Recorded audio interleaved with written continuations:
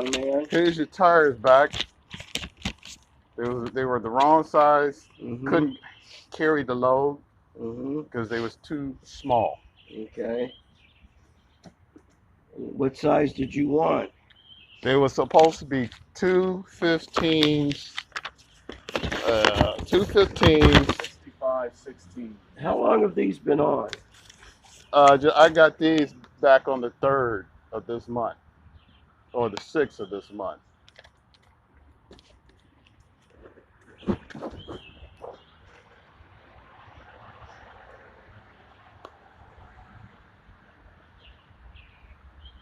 Were these wore out like that when he bought them? No, he's trying to say that's what happened to him since he's purchased them. Well, your vehicle, whatever it is definitely out of line. Well, I had my vehicle checked, and those tires, those tires are too small. They can't carry the weight. You got a lot of weight in the front. These here,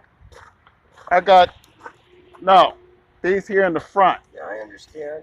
These here in the front, I just got Thursday. And these are 235, 6 to 16. These are the right size for the front.